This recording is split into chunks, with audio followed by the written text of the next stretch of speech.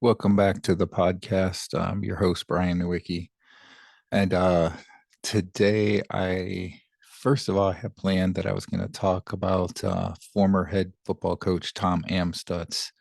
Had a question come in about if I could talk a little bit about his time at Toledo and what he's doing now and so forth. So that was kind of my plan, and I'm still going to do that. But I want to take a little bit of time here at the beginning of the show to talk about some rumors that are getting pretty hot and heavy here in the last few days around Toledo head football coach Jason Candle, current head coach Jason Candle. Um, you may remember we've talked before when we are talking about his extension and so forth, that last January he was offered the offensive coordinator position at the University of Miami Hurricanes. And he turned it down, stayed at Toledo, went on to win the MAC championship, and got an extension just a few weeks ago, right? Well, there are rumors again about the uh, Miami of Florida head coach, or not head coach, but offensive coordinator position. Again, about Jason Candle being a top candidate. And there's even another rumor out there now about Jason Candle being a top candidate for the Notre Dame offensive coordinator position. So I wanted to talk a little bit about that. You might ask, why does a head football coach want to consider an offensive coordinator position? Well, first of all, Jason Candle is a very offensive minded coach, right? Uh, he's even, very heavily involved in the offense at the University of Toledo, even though he's the head coach.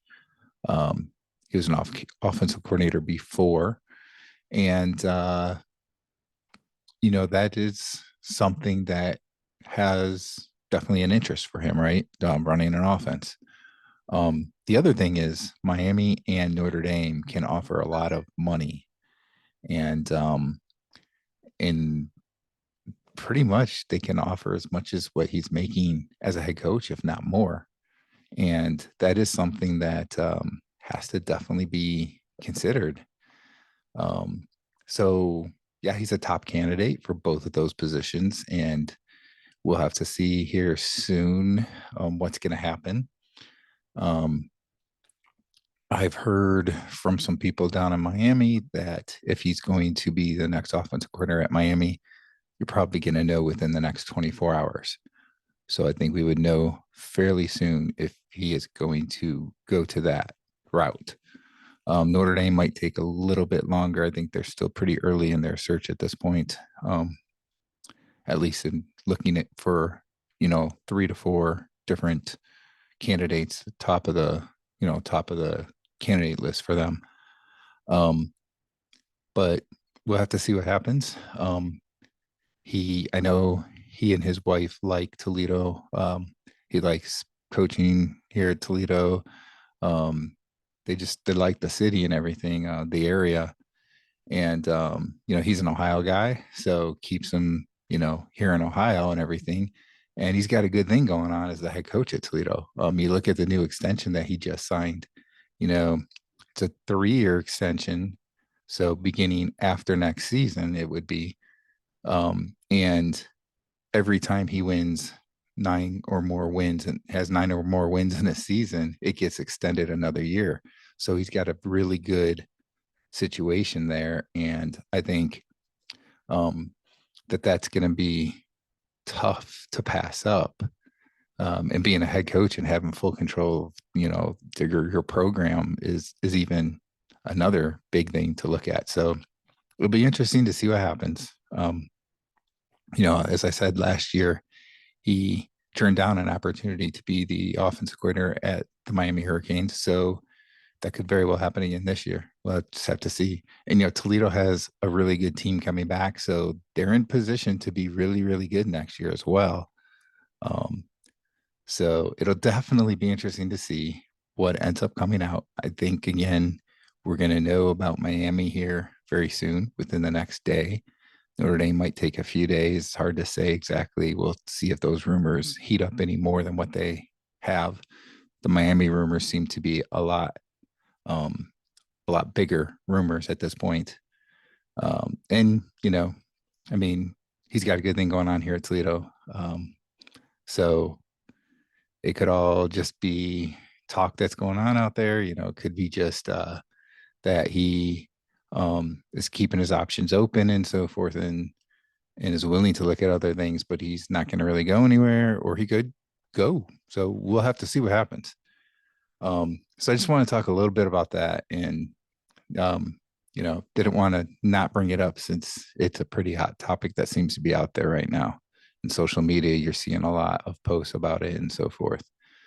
But what I really wanted to talk about today was a question that came to me about former head football coach Tom Amstutz. And so I was asked if I could, talk a little bit about his time in Toledo and what he's been doing now, what he's doing nowadays. So first of all, when you look at Tom Amstutz, he started out, he's known as Toledo Tom. He started out as a Toledo guy, all, as far as back as you can go. He attended Whitmer High School in Toledo, lettered in football, basketball, and track. Then he played offensive line at the University of Toledo. He played there from 1974 to 1976 and graduated in the spring of 1977 with his degree.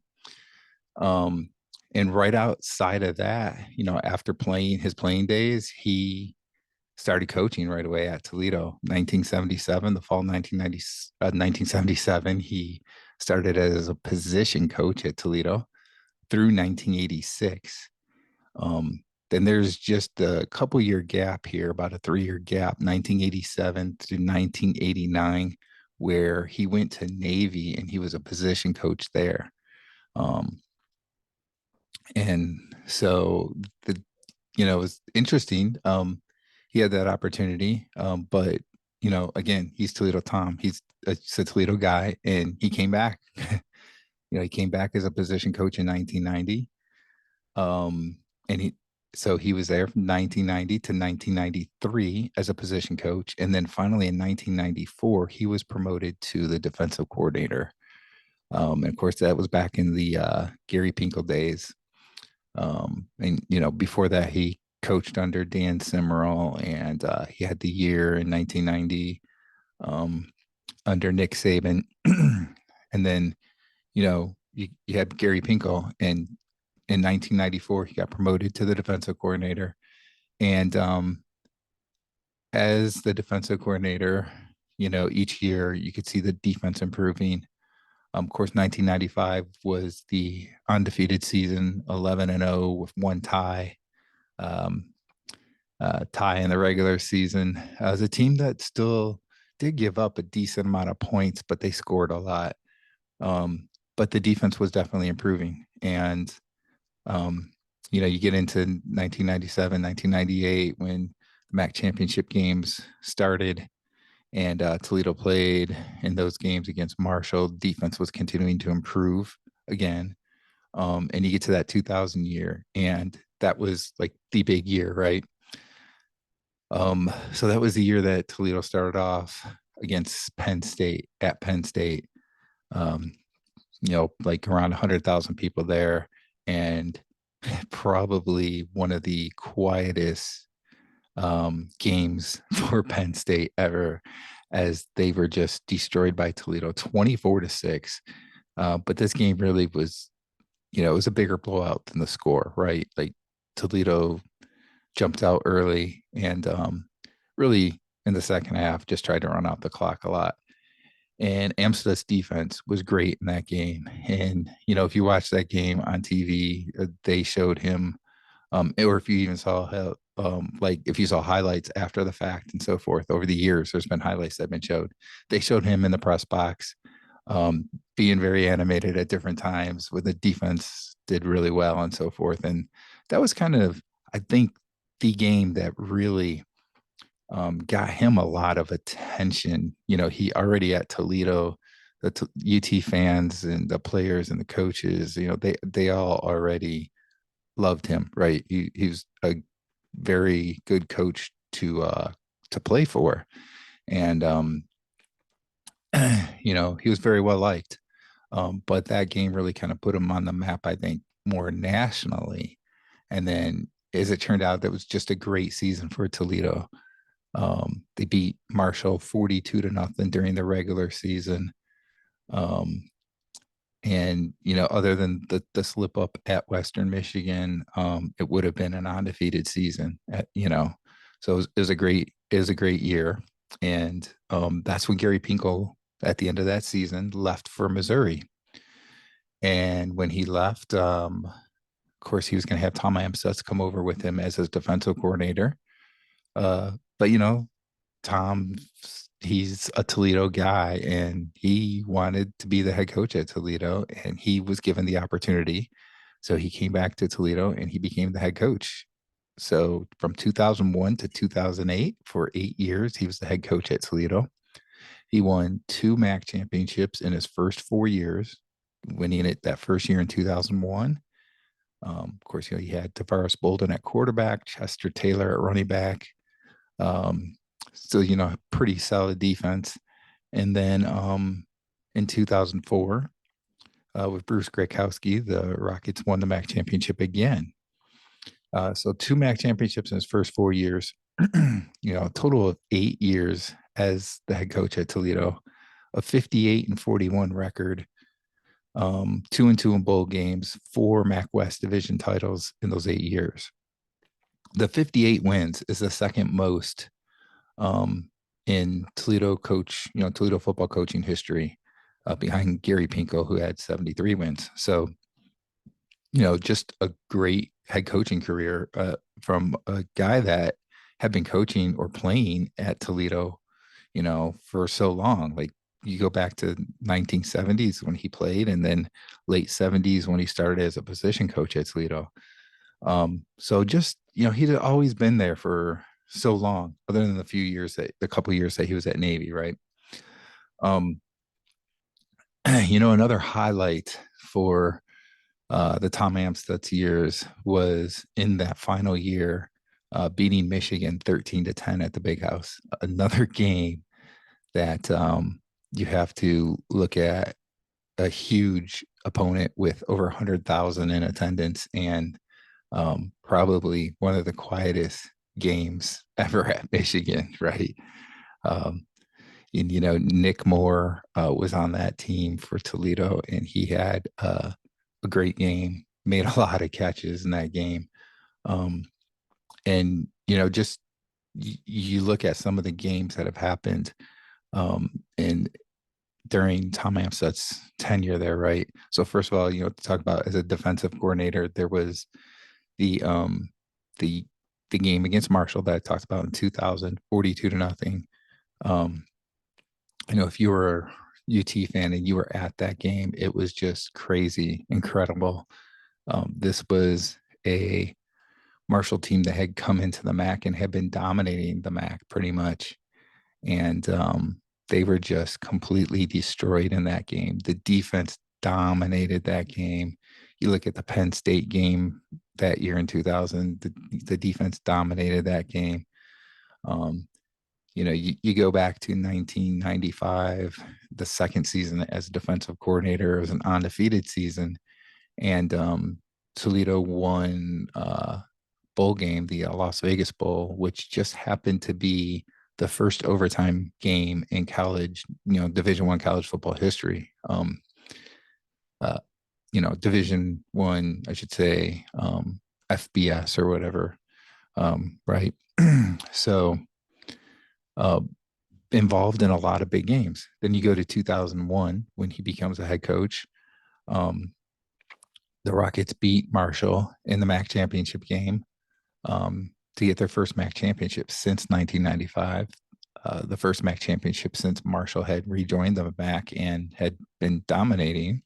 And that was a game that, it was a good comeback. And there's a particular play in that game where Toledo kicker Todd France had they did a fake on a field goal attempt, and he took it in the end zone for a touchdown. That was a big play. That there was a big highlight. That was the kind of thing that Tom Amstutz liked to do. he was a bit of a gambler as a head coach. You'd see him do, like that fake field goal. You see fake punts and going for it on fourth down and different things. And that was part of his trademark as a head coach, that you would see those kinds of things happening, right? Um, and that was part of the excitement that we would see too at the teams, right? I remember, going to those games back in the early 2000s, and when he was a head coach, and they were really exciting games to watch. As that time went on during Amstut's tenure, you started to see the defense slip a little bit. As he's the head coach, you have a different defensive coordinator come in, and the defense started to slip a little bit, but the offense was great. Um, very high scoring offense, and it was exciting to watch those games. And you pair that with his aggressive mentality as head coach, and those were some really fun seasons to see. Um, and so, I talked about the 2001 game against Marshall. That there were others. So there was um, go to the next MAC championship season, right? The 2004 season.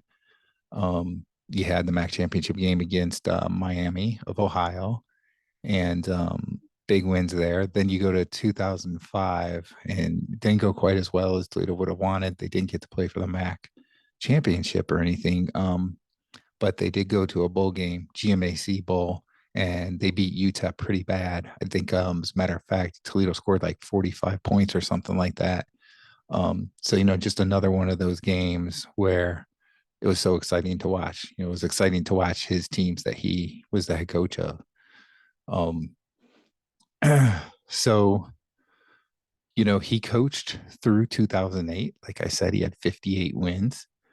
At the end of the 2008 season, really with, a couple games to go, they kind of agreed that he and athletic director Michael Bryan agreed that he would step down at the end of the season. And so then he did. And he got to stay employed by Toledo for alumni relations at events, speaking engagements, at events, that kind of thing. Um, he headed several fishing and hunting trips with members of the UT Alumni Association, and did that until his official retirement at the end of 2010. So, like the end of December of 2010. Um, he also, in the fall of 2010, was a radio analyst for the Rocket football games on the radio sport on the Rocket Sports Radio Network.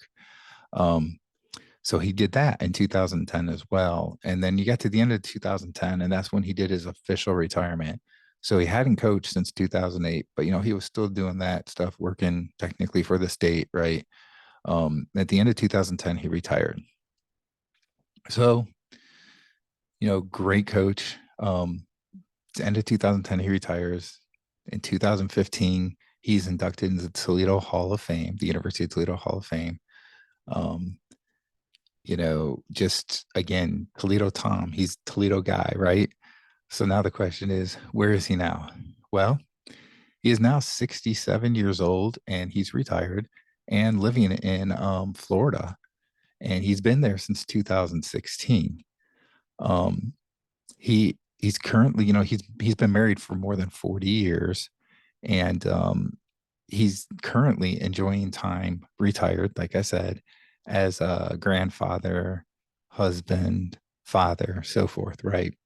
But the interesting thing is, he did come out of retirement for a little bit, and I don't know if people really know about this. So I'm going to talk about that a little bit. So first of all, after stepping down as the head coach at Toledo, he did get different coaching offers, several of them over the years that he, just turned down, didn't want to do. Wasn't the right situation for him. But about 10 years after he retired, this would be so now, or about 10 years after being the head coach at Toledo. So technically he retired in 2010. So this is in 2018. He was named the head coach of Team USA in the World University Football Championship. And that was played in the summer of 2018 in China. And, he had Randy Shannon as an offensive coordinator for him. He's a guy that came from the Miami Hurricanes, right? Some good coaching experience there, both as offensive coordinator. And he's been a head coach and so forth. Um, and, they brought um, a fun, high scoring offense to that tournament. They went 3-1, and it was a close, disappointing loss in the championship game to Mexico, 20-17.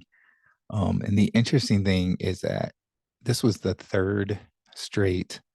Um, it was actually called the World University Football Championship. It was a third straight championship, and it was Mexico's third straight championship. They kept winning that championship. Not a team that I really thought of as, or a country that I thought of as being that good at football, thinking more like soccer, right? But they had won three straight of those championships, and they did beat the United States 20-17 in that championship game. But here's the interesting thing: there are three other opponents that they played before that game against Mexico. They had outscored by a combined 180-3. 180-3. Now I know it was teams like China and Japan and so forth, but just interesting to see how that went. And so that was a coaching experience for him, that he came out of retirement, at least, you know, part way to do that. Great opportunity for, really, he was able to give back to the game and to the kids, the younger kids, of that, like really early high school, college age, um, giving back to them, like sharing his coaching knowledge that he had, over 30 years worth of coaching knowledge. He started in 1977 and retired in 2008. So yeah, that's what, 31 years as a coach. And then, several years as a player in high school and then college and so forth. And just the experience that those players, there's about approximately 60 players that were on that team from across the country, and the experience that they got to have with him, um, was, great. It was phenomenal. And so that's the one interesting thing, that I think a lot of people probably don't know, that he did come out of retirement for that a little bit. And of course, he's retired. He's got family down there in Florida, and his grandchildren and so forth. And he's living the retirement and has all the great memories from his playing days and his coaching days. The second winningest coach in UT football history. So that's really the Tom Amstutz story. And I hope that you enjoyed it. And, you may have picked up some things that you didn't know before. Um, and yeah, all I can really say is that he was definitely one of the best coaches ever at Toledo. The second winningest head coach, defensive coordinator wise, he was great. And everybody's going to remember that 2000 season, the games against Penn State and Marshall and other teams. And, even the one game that was lost was a very low scoring close game. So his defense was just phenomenal that year. And, he was known for having a good defense. He could really coach defense very, very well. And it's interesting because, when he played in college at Toledo, he was an offensive lineman. But he turned out to be a great defensive coach. So that's kind of interesting. Maybe knowing that offensive side of things from his playing days kind of helped him to be a better defensive coach. I don't know. And then, of course, when he became the head coach, he had great offenses because he knew the type of offense that was hard to defend, as a defensive coordinator. And that's the kind of offense he wanted to have. And that's why the 2000s, the early to mid 2000s, why Toledo had such a great offense, because that's what he brought in. Um, he coached, at Toledo defensive coordinator when they played Louisiana Tech one year, and they brought in that offense. Excuse me. They brought in that offense where it was just a high flying passing attack and so forth. And he said that's the type of offense I'm going to run if I become a head coach. And that's what he did when he became the head coach at Toledo. He brought in a coordinator, Spence, uh, Rob Spence came in 2001, and he was there for a few years. Excuse me. And he brought that type of an offense in, and it was a very fun and exciting offense. So for a lot of Rocket fans, that's a really exciting time when he was the head coach there. I think the offense was great, and two MAC championships in the 8 years, two really in his first 4 years, and that's really his part of his legacy, right? um, which it goes for a long time, really, when you think about it. It's like a 30-year legacy at the University of Toledo, as a coach. And then, of course, the 3 years before that playing. And, it's a great legacy. And, he's been a great asset to the University of Toledo. And um, I don't have anything but good things to say, about his time at Toledo as a player and a coach. And even after that, he had the year as a football analyst, and the work that he did with the Alumni Association and so forth. Um, and he's just a great guy as well. I remember because I was working in the media during some of the time as his time as a head coach, and he was interesting. He was funny. He actually was a bit nervous about the media and didn't like to share too much information with the media.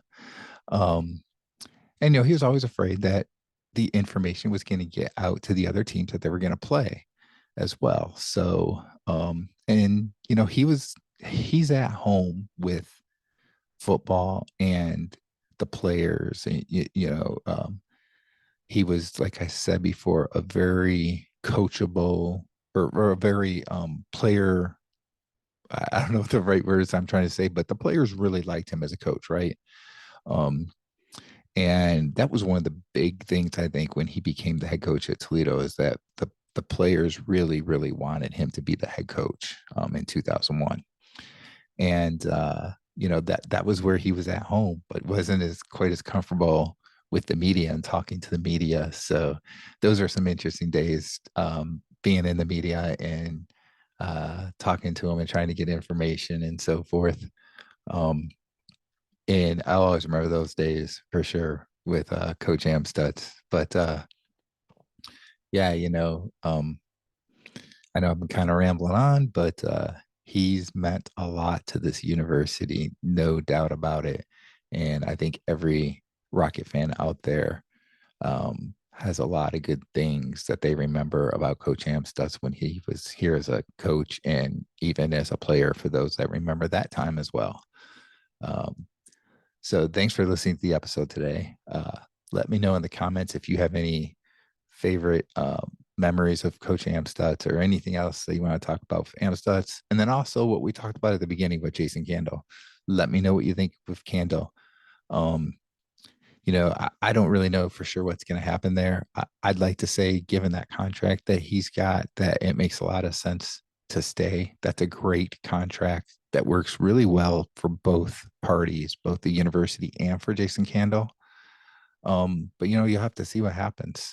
It'll be interesting to see. So thanks everybody, and we'll see you in the next one.